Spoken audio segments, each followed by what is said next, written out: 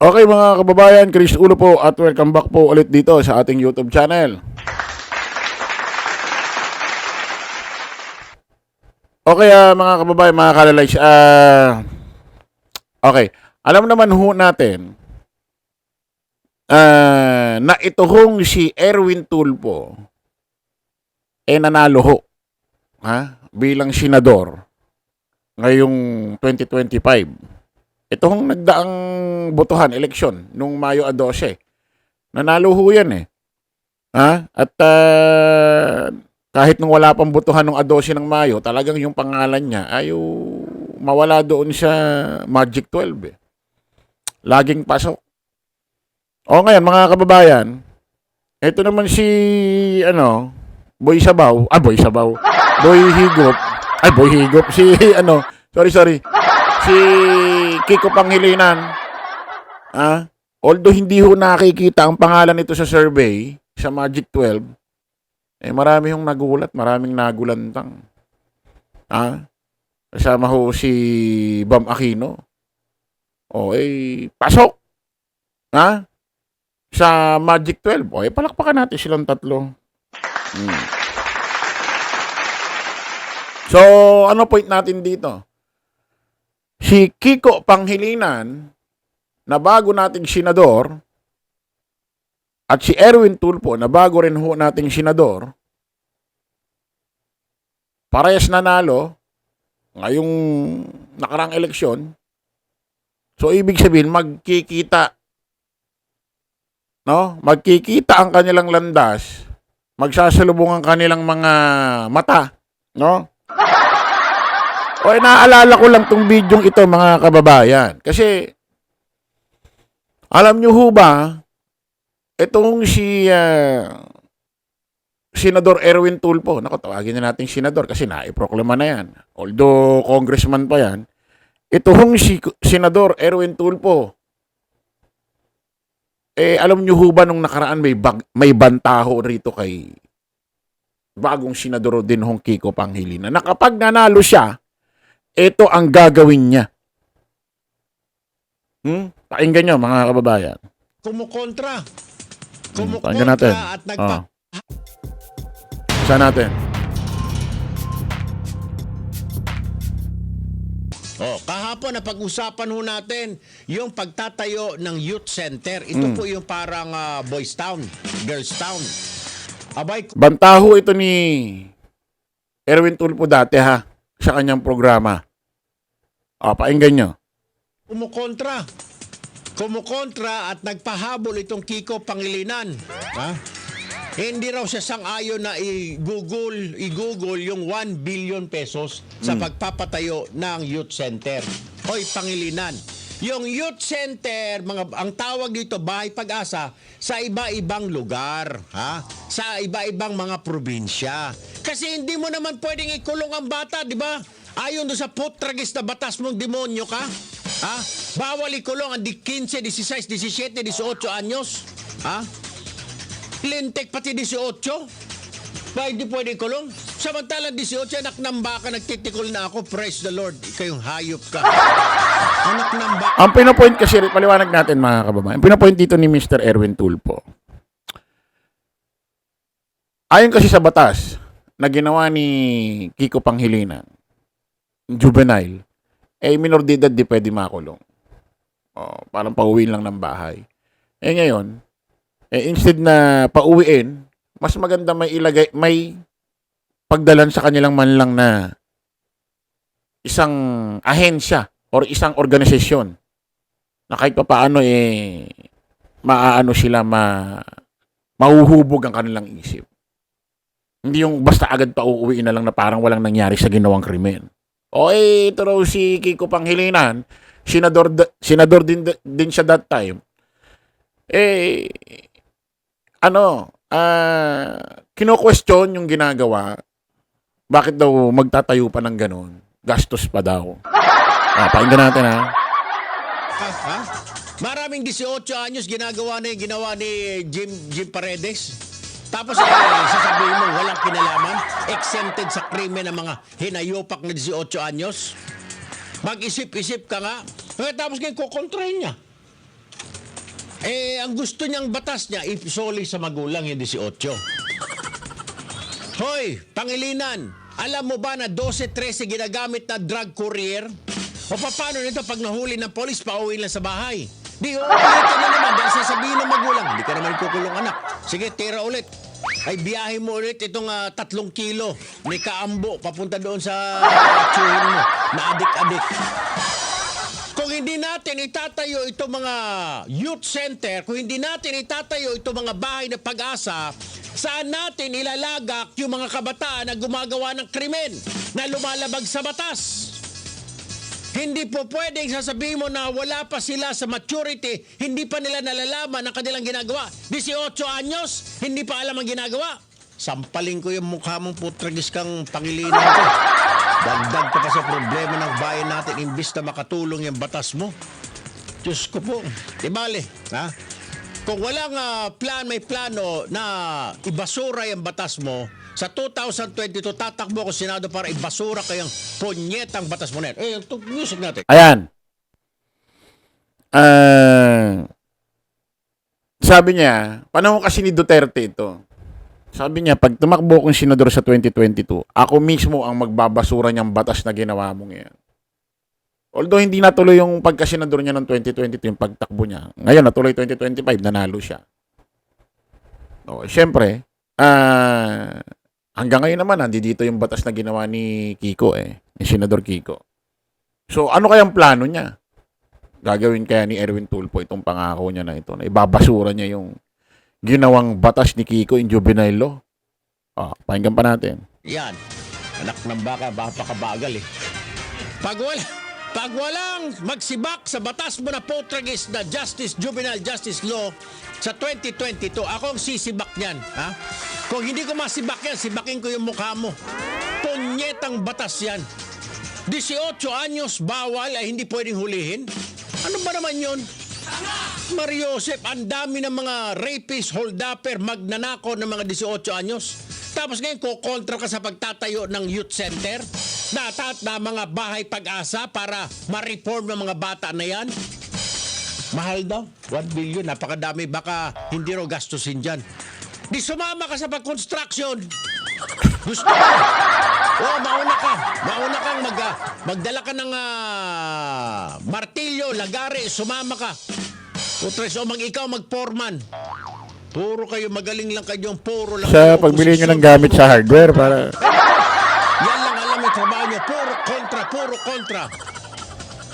Puro mali ang administrasyon na ito. Puro may kasalanan, mali. Nung umupo ba ang Pinoy Potrages? Tama ba? Wala namang ginawang tama rin yung buwang na yun. Isa pa yun. Ayan mga kababayan maliwanag ho yan, maliwanag ho yung video na yun. Di ho AI yan. Talagang video ni Erwin Tulfo ito 5 years ago. Panahon pa ho ng panahon pa ho ng administrasyon Duterte.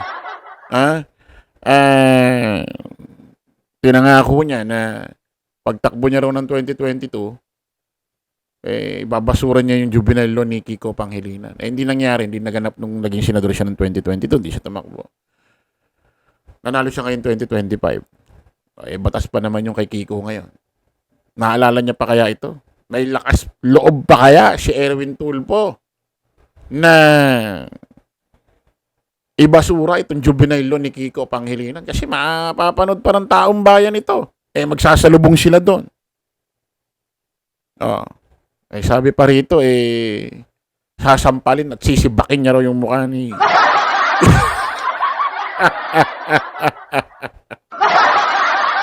Sasampalin at sisibakin yung mukha ni Kiko Pangilinan. Meron pa isang video rito pakinggan niyo pa ito. Ang dami niyang ginawa kay Kiko Pangilinan actually na mga video na talagang matitindi. Maaanghang ho yung mga sinasabi niya. Pakinggan natin to. Hi, Erwin Tulfo po, Bayan. Maganda. Ang title niya rito, gamitin mo utak mo, Senador Kiko, paminsan-minsan, punyeta. Tuloy natin. Hapon ho sa inyong lahat. Pasensya na ho if this past few days hindi ho ako naririnig, napapanood. Medyo nakabakasyon ho tayo ngayon. Pero babalik na ho ako sa Manila by next week, bayan. Pag-usapan lang ho natin quickly at sandali lamang at sana na natuto at naturuan ng leksyon itong si Senador Kiko Pangilinan ng Senado.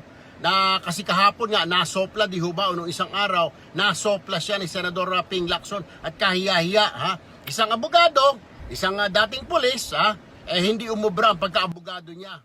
Paano kasi hindi ho nag-isip si Senador Kiko Pangilinan. Daldal. Kahit ba abogado kung katangahan naman yung di ba? Kahit ba abogado, kung katangahan, bobo yung mga pinagsasasabi, wala pa rin kwenta yung pag-abogado, di ba? Abogado ka nga lang. Oo, abogado ka. Abogado, pero tanga. Tuloy natin. Daldal yung punyemas. Ano po, Senador Kiko, makinig ka, sir, Next time ho, bago ho kayo magsalita, isipin muna mabuti. Hindi porket abogado ka, akala mo ikaw ay doktor na ng abogado, ikaw na ang pinakamagaling na abogado, memorize mo na ang batas, Di kahapon, pahiya ka, nasopla ka. Pinipilit mo na tanging ang Senado lang may jurisdiction para magpatalsik ng Chief Justice. Hindi mo, mukhang nakalimutan mo ang iyong pag-aaral, O talagang hindi mo alam, o kundi absent ka siguro na itinuro sa inyo sa law school, na ayon sa 1987 Constitution, Article 8, Section 5, Paragraph 1, may jurisdiksyon ang kataas-taasang hukuman sa mga petisyon tulad ng certiorari, mandamos, habeas corpus at quo warranto. At meron silang pakialam at desisyonan ang mga issue na ito. In this case, yung ating Solicitor General nag-file ng quo warranto sa Supreme Court, dinesisyonan nila, di ba? And the rest is history. Kaya next time, Kiko Pangilinan, punyemas naman. Mag-isip-isip ho, sir, ng konti. Ano po, Sayang ho yun Sayang naman yung oras, anak ng baka. Imbis na gumawa kayo ng batas dyan, nagdiskusyon na lang kayo kahapon. Pero tama ho yun, Para may kinalagyan ka, napahiya ka kahapon kay Senador Lacson na dating pulis, okay? Hindi ho abogado, dating pulis. Pero mas lumalabas, mas alam ni Lacson ang konstitusyon kaysa sa'yo. Daldal ka kasi ng daldal Putang ina, puro ka, sat-sat ka ng sat-sat. Tumigil ka na. Mabuti, wala ako doon kahapon, kundi pinagsasampal ko yung bunganga mo. Anyway, sir, next time din, dahil sa salita ka ng salita, hindi ka nag-iisip, yung ginawa mo palang batas, yung Juvenile Justice System Law, yung para sa yung mga... Kiko, sir, Senador, pagsasampalin daw ni Erwin Tulfo yung bunganga mo, paano kaya ngayon to? Magkikita na sila sa Senado. Pag nakita kaya ni Erwin Tulfo si Kiko na, si Kiko to ito yung gumawa ng juvenile law pagsasampalin ko kaya, pagsasampalin ko kaya yung mukha na ito, sibakin ko kaya, sibakin ko kaya ang mukha na ito. Minor de edad, hindi kakasuhan. Ayaw ho ng mga pulis noon. Ayaw rin ni Pangulong Duterte. Bakit kamo? O tignan mo ngayon, ang dami mga bata kung hindi hold-upper, rapist. Kung hindi rapist, tulak ng droga. Kung hindi tulak ng droga, mga snatcher. Hindi makasukasuhan. Bakit? Dahil yung putang inang batas mo na inutil, yung juvenile justice system law mo, ay hindi gumagana. At yan ay punyema, pro-criminal. Bakit kasi ito si Kiko pagka mga kampanya binabanggit mga murang bilihin, mga pagkaing mura, ganyan ganito. Pero nung naging senador na, ang ginawang batas, sabi ni Erwin Tulfo, pang pro-criminal. Pag mga kampanya, puro kumbaga yung presyo, liliit. Liliit ang mga presyo ng mga bilihin, gagaan ng mga bilihin, gano'n. Tapos nung naupo, gagawa ng batas. Pang-pro-criminal daw, sabi niya. Intek ka, useless yung batas mo. Hindi mo pinag-isipan, sir. Next time, pag-isipan mo, sir. Pag ikaw nasa Senado, ikaw gumagawa ng batas, think, di ba? Yan ang pinapasweldo ano namin kayo para mag-isip, hindi para mag-ngak-ngak at magdaldal. Mag-isip muna bago magdaldal. Daldal ho kayo ng daldal, hindi ho kayo nag-iisip. O hindi napahiya kayo kahapon, nasopla. Sino ang lumalabas sa kahiya-hiya? Di ikaw at saka mga kasamahan mo mga liberal. Bayan, maraming salamat po. Sa next issue po, pag-usapan natin. Naku, ito ho ang dami palang nangyayari dyan sa recount. Nako, ayan ha. Paano kaya yan pag nakita sila? Ay, sigurado napanood ni Kiko Pangilinan to dati. Paano kaya mangyayari yan? Tignan natin ha. Kasi kung anong mangyayari, kung anong salubong mangyayari sa isa't isa. Pag nagkita sila sa Senado, ha? Sampalin, sibakin kaya ni Erwin Tulfo yung pagmumukha ni Kiko. Sabi pa ni Senador Erwin dito, buti na lang, wala ako dyan sa Senado. Kung nandiyan ako, baka pinagsasampal ko pa yung bunga. I like it. Okay, maraming salamat mga kababayan. Kita-kita ulit tayo sa panibagong vlog. Bye-bye po.